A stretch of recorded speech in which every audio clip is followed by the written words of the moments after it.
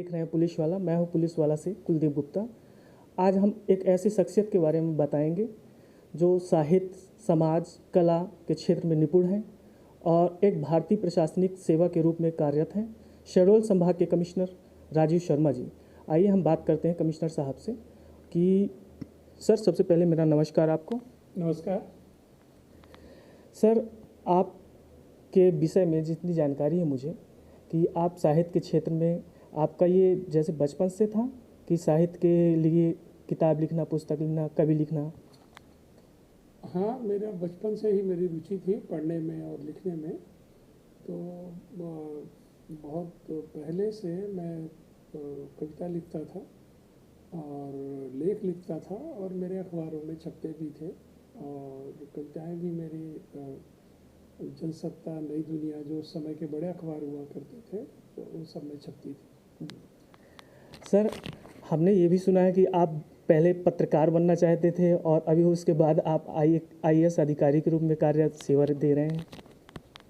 हाँ, मुझे रुचि थी पत्रकार बनने में। असल में मैं ऐसा काम चाहता था कि जहाँ से मैं समाज में जो भी विकृतियाँ हैं उनसे लड़ सकूं। तो इसलिए मेरा पहला आकर्षण पत्रकारिता की तरफ था। और जब मैं कॉलेज में स्टूडेंट था तो फर्स्ट ईयर से लेकर और मेरा PG कंप्लीट होने तक तो मैंने पत्रकारिता की भी है। अच्छा। हाँ, तो मेरा जो कॉलम मैं लिखता था वो बहुत पॉपुलर था मेरे शहर में, तो मेरी रुचि थी उसमें। सर, आप जैसे विद्रोही सन्यासी, अद्भुत सन्यासी, आपने जैसे पुस्तकें लिखी हैं और इस पुस्तक के विषय में आपको ये पहले से ज्ञान था या कुछ और भी कारण था ये पुस्तक लिखने का? ऐसा है कि मैं ये चाहता था कि हमारी जो युवा पीढ़ी है, जी जी।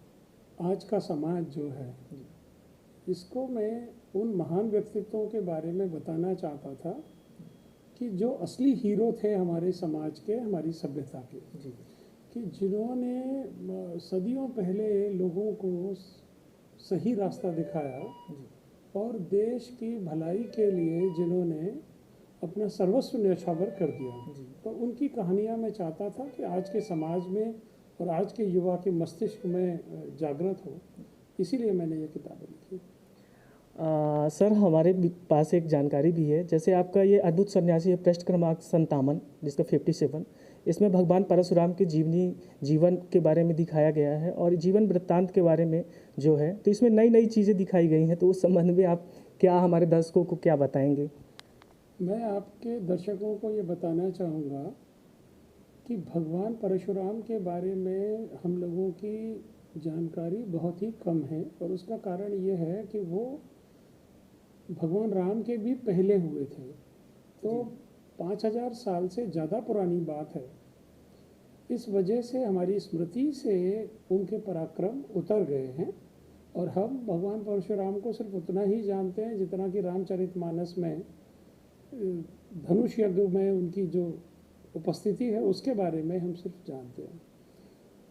जबकि भगवान परशुराम एक बहुत बड़े तपस्वी, एक बहुत बड़े शस्त्र विज्ञानी और एक बहुत बड़े योगी होने के अलावा एक बहुत बड़े समाज शास्त्री और समाज संगठक भी थे। जी जी। और उन्हें